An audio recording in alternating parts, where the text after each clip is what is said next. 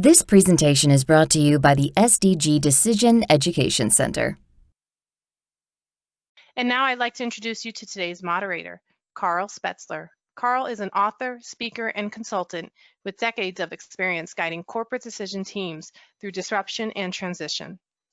He is the chairman of Strategic Decision Group. Carl, you have the floor. Thank you so very much, and it's my pleasure to introduce today's featured speaker, Eric Bickel. Eric is a professor at the University of Texas at Austin, and he teaches courses and leads research in decision analysis and its application to business and public policy decisions. He's the academic director of the Strategic Decision and Risk Management Certificate Program, which is a collaboration between SDG and UT's Macomb School of Business Executive Education Program.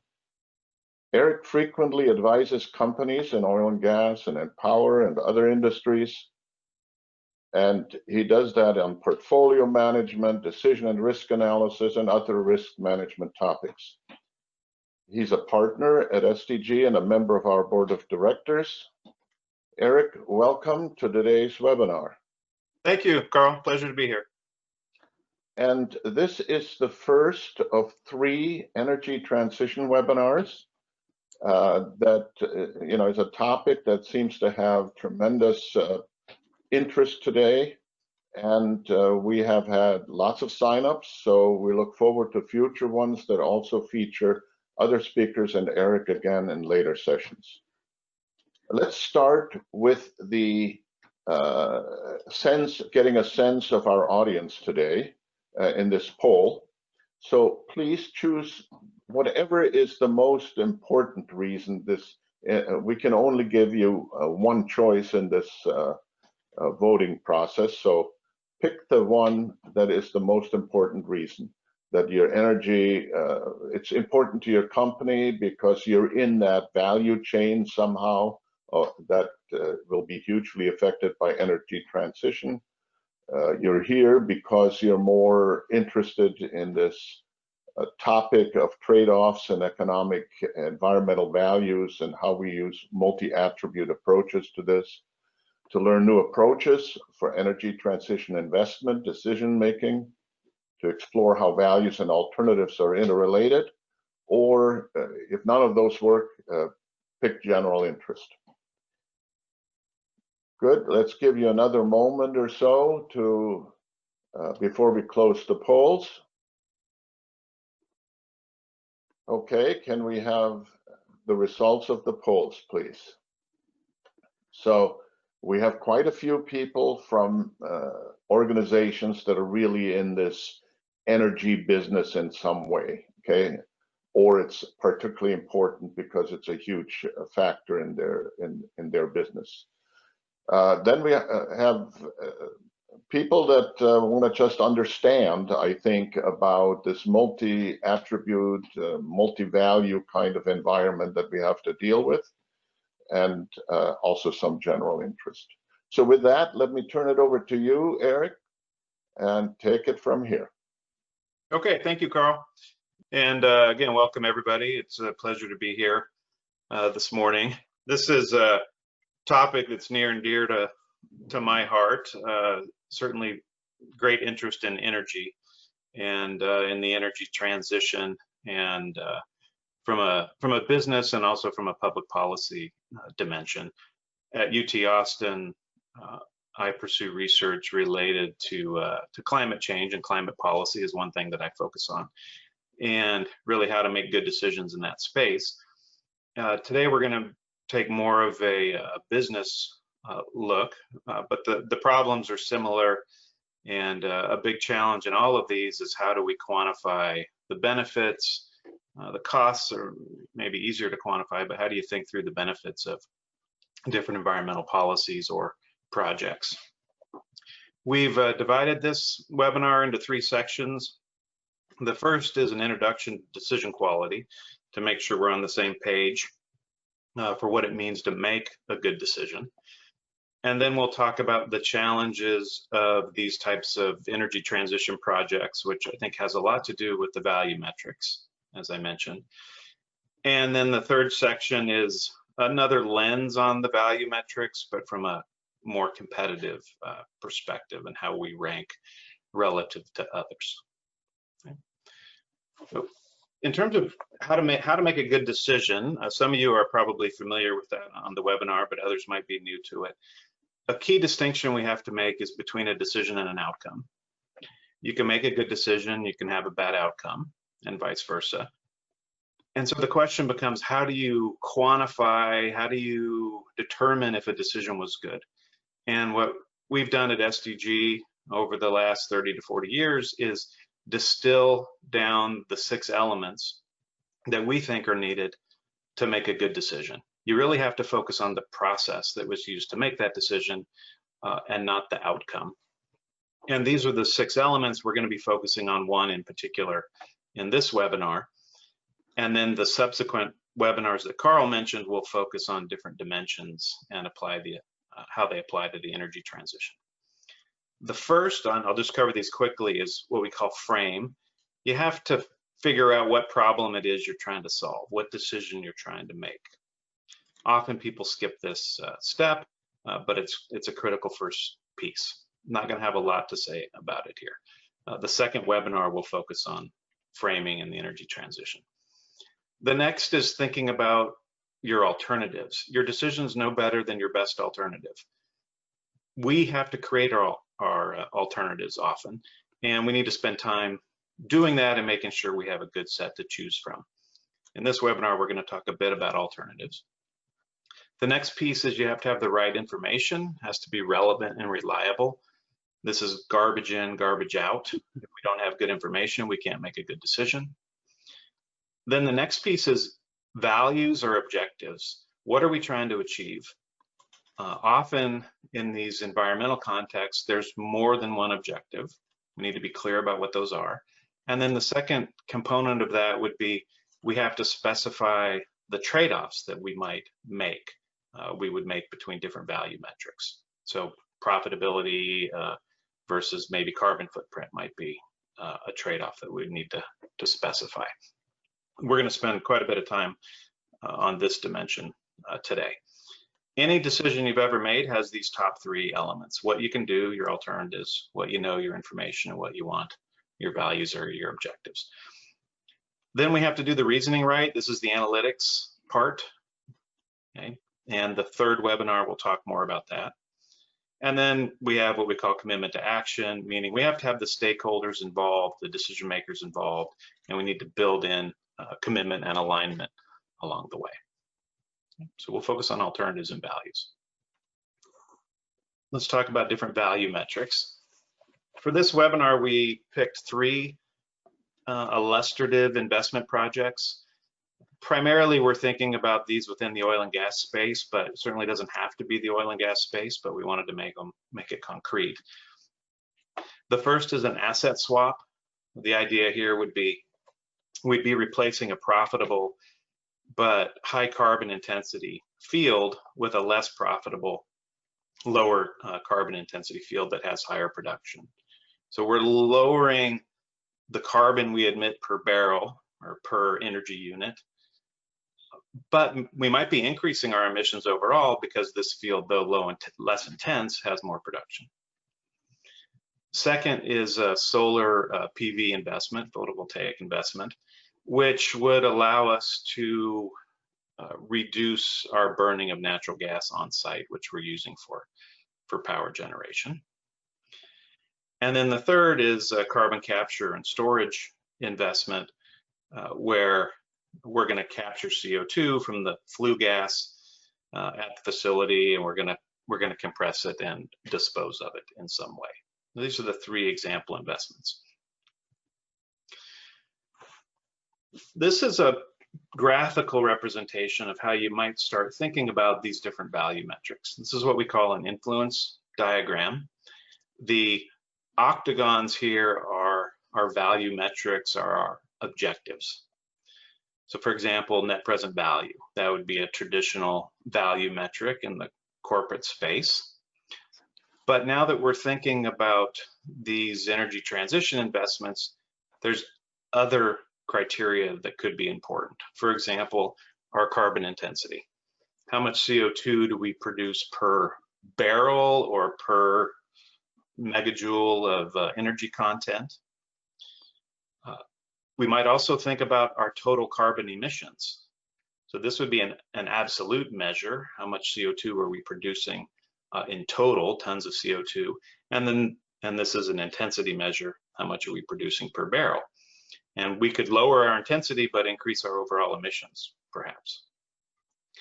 Those might feed an ESG rating, environmental, societal, and governance rating, which is getting a lot of attention now. Of course, if it's oil and gas, we might also care about production, capital productivity, and perhaps capital spending. So as you can see, in these problems, there's many value metrics, and how to think straight about them, how to be consistent, and how to trade them off is, I think, what's critically important in these energy transition decisions. Here's our 3 example projects. And this is how they score. This is illustrative data on different metrics that we care about. The asset swap, we're going to lose, we assume here, 25 million in net present value. It's a less profitable asset. It's going to require a little bit of capital spending. And why would we do all this? Because it lowers our portfolio carbon intensity. So we're assuming here that we're starting with a carbon intensity of 100 grams per megajoule, and we have remaining production of 10 million barrels of oil equivalent. And we've highlighted the metric, which of these projects performs best on each metric. So solar PV has the highest NPV. Carbon capture has a large negative NPV. Asset swap has the lowest capital spending. Okay, and so forth. Maybe we care about probability of success. The asset swap's going to increase our production. Solar and carbon capture don't change our production. Here we're assuming that the asset swap doesn't make any change to our overall emissions because we have higher production. Solar PV lowers our emissions and carbon capture lowers our emissions, but the asset swap lowers our overall carbon intensity. So it's really not clear what to pick here. There's not a dominant alternative that is ranked first on all of these metrics, and it's going to come down to, I think, first being clear about how we perform on these metrics, and then second, being clear about the trade-offs that we'd be willing to make. And that's what we're going to be focused on today. So one thing you might think about doing is assigning a monetary value to CO2 emissions. You know, and really any choice that you make here, if you don't make it explicit, if you put a price on CO2, you don't make that explicit, it's implicit in any choice that you would make here between an asset swap, solar, and carbon capture. But you might want to make it explicit. But for example, if you chose solar, that implies that you're putting a value on carbon less than $130 per metric ton of CO2. You could back that out from the prior table. If you choose carbon capture, it means you're putting a high value on CO2, more than 130 per ton, because you're going to be able to reduce a lot of CO2 emissions for that, but it's quite costly. And then the asset swap would never be chosen if we were just looking at NPV alone. So instead of kind of hiding this and not making it explicit, I think it'd be better to make this trade-off explicit. And there's different degrees of this. And it gets maybe harder as we go here, but let's illustrate a few of those. One thing you might think about doing is plotting the value of each alternative versus some cost of carbon. We're going to assume a particular cost of carbon in terms of dollars per metric ton. If you don't assign any cost at all to carbon, then the solar PV has an NPV of what we had before, 15 million. if we assign a cost to CO2, then the value of that solar PV investment is going to get better because it's reducing some CO2, and we're giving ourselves credit for that. So if we valued CO2 at 200 a ton, then the solar PV investment would be almost $110 million benefit. The asset swap, its NPV is independent of the cost of CO2 because it doesn't change our emissions. Even though it lowers our intensity, we produce more, we have the same emissions. And then you can see CCS, if we don't put a cost on carbon, the NPV is -50, but then it increases more quickly because we're reducing more CO2 with CCS. And it happens to cross at $130 per ton. So if you valued CO2 less than 130 per ton, you'd go with solar PV. If you valued it more than that, you'd go with carbon capture. Perhaps that's enough on the project you're working on. We don't have to specify a particular value to CO2, but we might be comfortable saying, well, it's less than 130. And if it's less than 130, then the decision is clear. Or we might say, well, no, we value it more than that, more than 130, and then in that case, we'd go with carbon capture, and that decision would be clear. So we're starting to be more explicit about how to make the trade-off. Now, one question that often comes up is, well, what cost should we put on CO2? And the third webinar, we're going to dig into how that can be done. And economists spend a lot of time doing that, and they calculate something called the social cost of carbon. And the idea is that if we emit an additional ton of CO2 into the atmosphere, that is going to result in some damages, net damages over time. All right, and it might be in the present all the way to far into the future. And economists try to estimate these damages, and then we take the present value of that at some discount rate, and that would be the cost or the damage caused by 1 ton of CO2. And if we were trying to internalize this cost, we want to do the right thing from a societal perspective. That's the price that we would want to put on CO2 for our decision making here. Okay. We'll go in, again, more detail in the third webinar, but just to give you a flavor, there's a model called DICE, Dynamic Integrated Model of Climate and the Economy, that was built by Professor William Nordhaus. He recently received the Nobel Prize for this work. And his model estimates what this cost is. And it's currently around $44 per ton is his estimate, and then it'll be increasing with time. So if we wanted to use that as our value, we'd be down here somewhere. And in this case, it would be best to go for solar, and carbon capture would be a negative NPV investment. Okay, a lot to say about this. It's uncertain, depends on the discount rate, and tune in for the third webinar if you want to learn more about that. Another way you might think about making these trade-offs is if you're thinking about capital investment, for example, you could produce a plot like this, an efficient frontier, where we have cumulative capital expenditures on this axis, and then we have our emissions reductions on the vertical axis. Solar PV, we have to spend this much capital, around 40 million, and we reduce emissions by around 0.5 million metric tons. If we spend additional capital on carbon capture, then we would get additional CO2 reductions, and then the asset swap doesn't reduce CO2 at all. This would be like a bang for the buck plot. And where you should be on this efficient frontier, that's the trade-off that the decision makers would have to make. At what rate do you want to trade off emissions reductions with capital expenditures? But you should be somewhere along this. If you had projects that were underneath that efficient frontier, they wouldn't make sense. They'd be dominated because you could get more emissions for the same level of capital expenditures. This is another display that you might want to produce. Again, it's better than not doing this, but it's not completely explicit. We haven't said where we want to be, but perhaps this is enough to have a good conversation with the decision makers.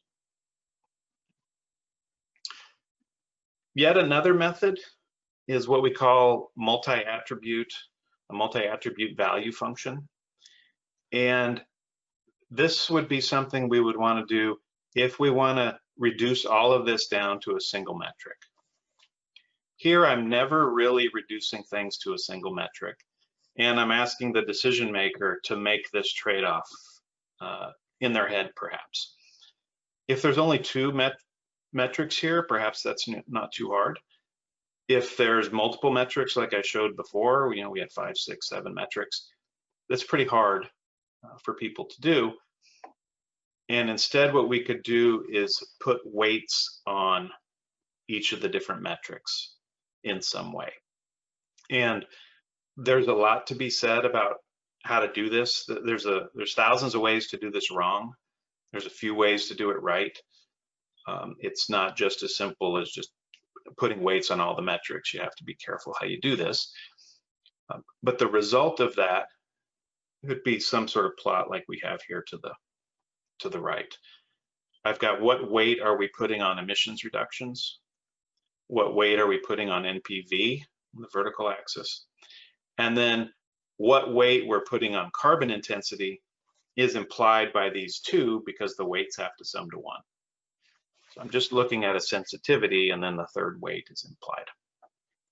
And I think this plot makes some sense. If you put a lot of weight on emissions reductions, you're going to prefer carbon capture. Okay. So if I put 0.6 on carbon capture, well, let's go all the way. If all my weight's on emissions, then I'm going to prefer carbon capture. In fact, if I back it off to maybe around 0.65, I still prefer carbon capture, no matter what the other weights are. But then as I move in this direction, it's going to depend how much weight I put on NPV. If I put a higher weight on NPV, 0.4 on emissions, but then something up here on NPV, then I'm going to prefer solar because it's less costly.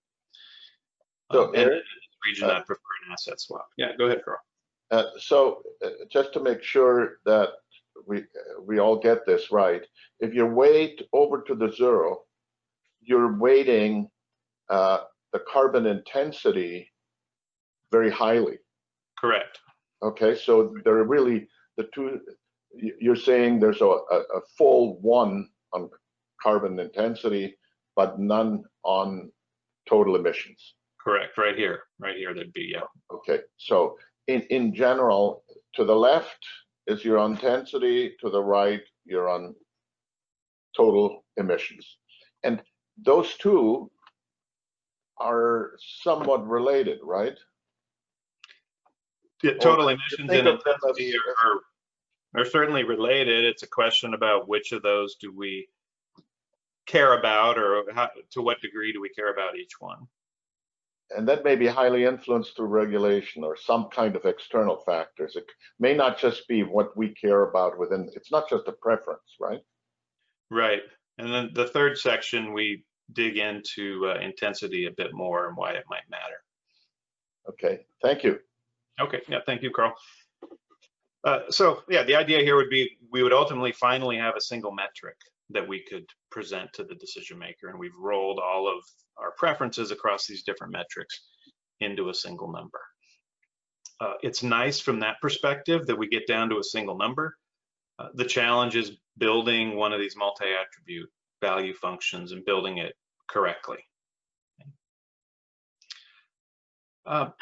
So, lots of other considerations here that are important that we might want to think about. One would be how are decisions that we're making at an individual asset level or project level, how are those helping support overall company targets, or really our portfolio emissions, for example, or portfolio carbon intensity. That would be important to think through as we go through these individual investments. How are they supporting our overall targets? Another thing to think about would be how are our competitors doing these trade-offs, making these trade-offs, and how do these projects position us relative to competitors. We'll talk about that in the next section. As Carl mentioned, there's certainly regulations, local, state, federal regulations that would be important to consider. Those might be part of our objectives, or perhaps they might be constraints if they limit what we can do. Right, but the important point is, if we don't make these trade-offs explicit and we're not consistent, we could have one part of the organization investing in something that another part of the organization wouldn't invest in, or one project doing one thing, another project doing something else, because we're not approaching these complex value metrics in a consistent way, and we're not making consistent trade-offs. So the third section is about carbon intensity and competitiveness. Let's talk through that in the time that we have left. I'm certainly you're aware, there's a number of regulations federally and then at the state levels. Some attack total carbon emissions, and some go after carbon intensity. And in California, there's a regulation called the Low Carbon Fuel Standard. And as part of that regulation, the state quantifies the intensity of gasoline production, the carbon intensity of gasoline production. And they put that in units of grams per megajoule of gasoline energy. And they have a life cycle model that estimates this, and it's around 100 grams per megajoule of gasoline energy. 3/4 of that is coming from burning of the fuel, the end use burning of the fuel in vehicles. And then the other 25 grams is coming from the production, transportation, and refining of the crude oil. This is just for crude oil. On average, about 11 grams of CO2 per megajoule comes from production, but there's a lot of variability around that, as you'll see. About a gram to transport it from the fields to the refineries. The refining process is about another 15 grams per megajoule. It varies a little bit depending on the quality or the gravity of the crude oil. And then there's a little bit to transport the refined gasoline to the consumers. We're going to be focused on these first two, right? And the production and the transportation, because this is something we could conceivably do something about. We could invest in solar, we could invest in CCS to lower this carbon intensity. This is data from CARB, the California Air Resources Board. And what this shows is the carbon intensity in grams per megajoule of all the crude oil refined in California versus the cumulative volume of crude oil refined. And we've put it in increasing order of carbon intensity. So this is like a supply stack.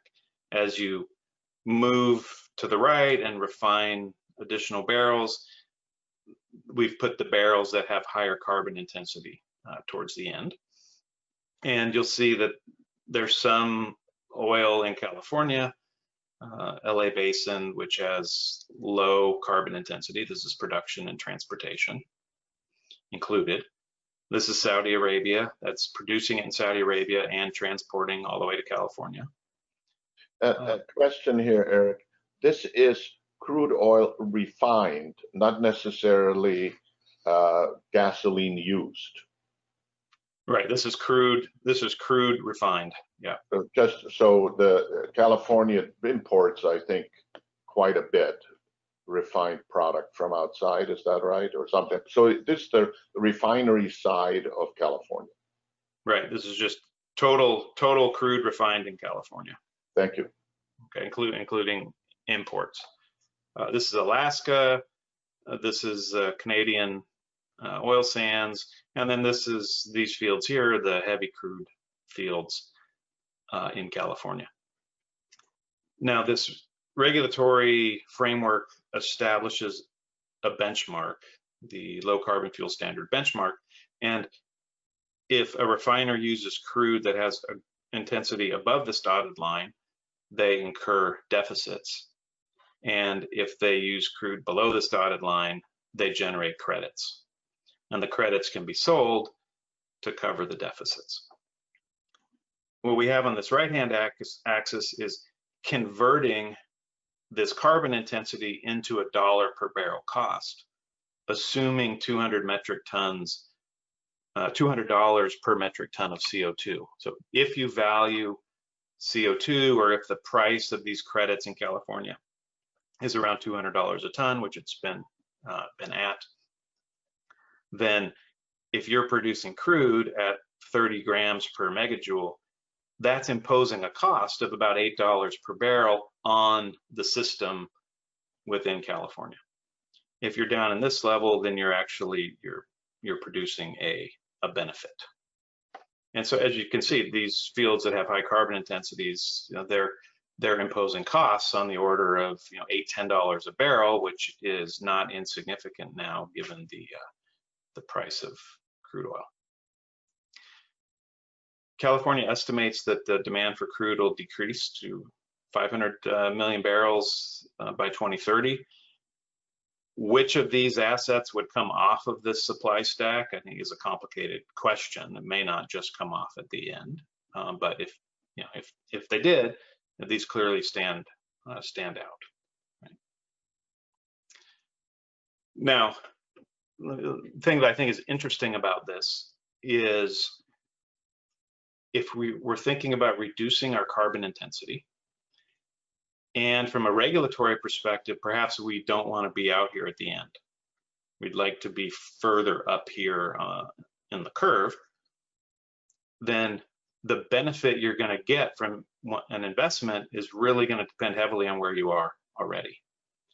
So for example, if we're currently operating a field of around 28 grams per megajoule, we're in the 95th percentile, meaning 95% of the fields in California, or 95% of the oil refined in California has a lower carbon intensity than ours.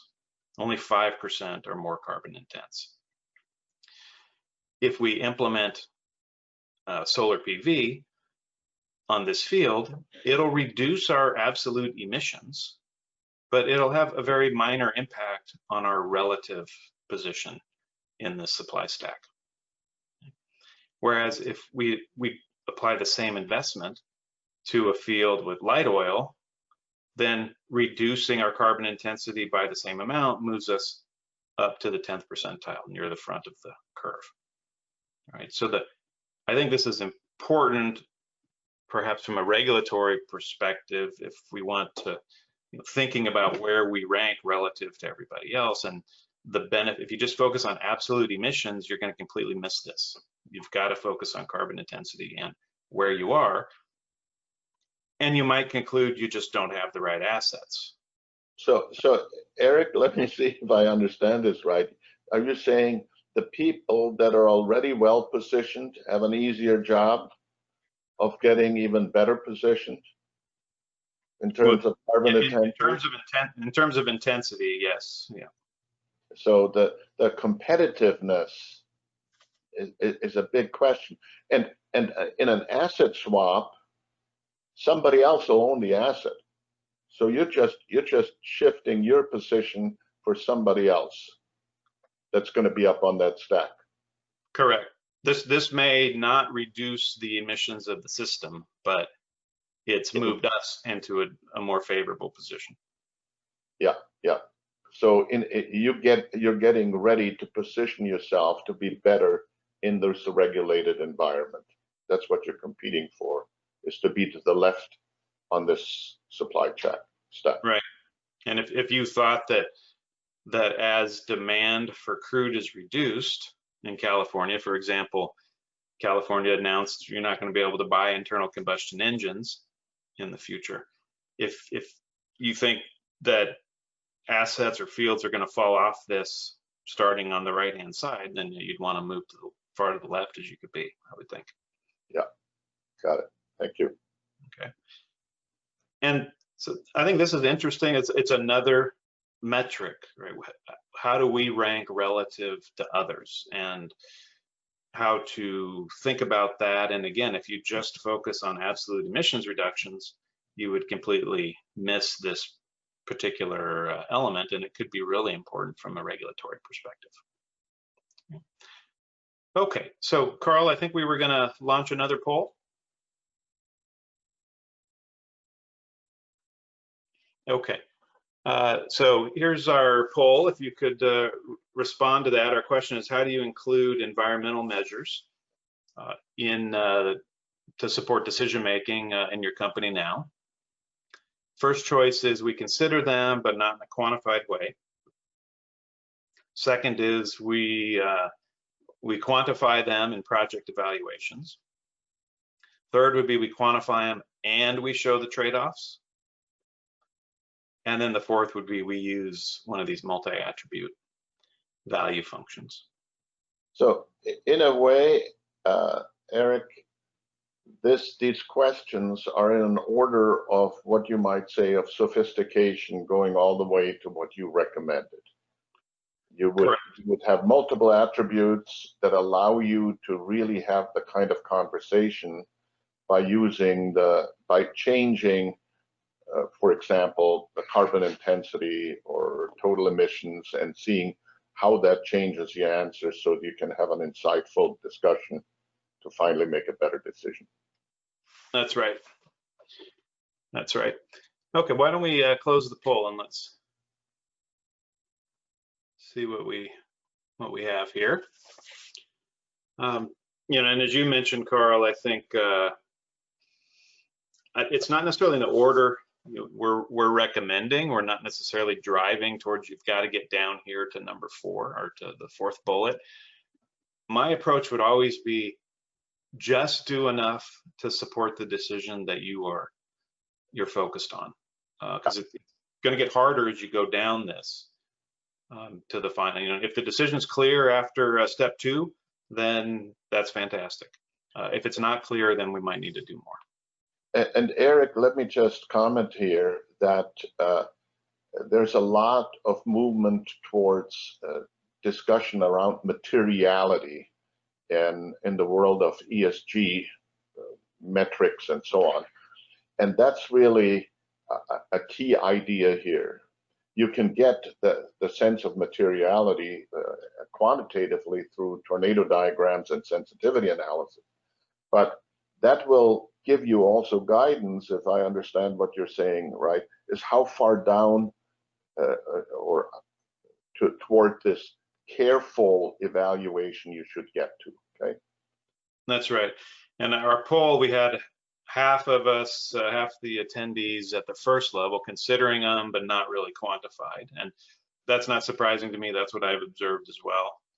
About a third are quantifying them, less than 20% showing the trade-offs, and really almost nobody using multi-attribute. I think where we're headed, I think the first bullet made sense for a long time. I think the direction we're headed, we're going to have to do more, and we're going to have to move down this. I think probably at least to level 3 here, perhaps to 4, but I think certainly to 3. And Eric, I think in terms of the questions that were submitted, a lot of them were around what metrics should we be using in these scales? How do we really make this practical? I think you've given some very effective ones, carbon intensity and total carbon emissions, for the kind of conversation we had. But these days, with all the ESG stuff, there's a myriad of them, like 100 factors that people take into account. And how do you think your way through to what really matters to you? I think it's of very great interest. Right. Yeah, and I think, and that was really the last slide, Carl. We've got a wrap-up slide on DQ, but we could take some questions.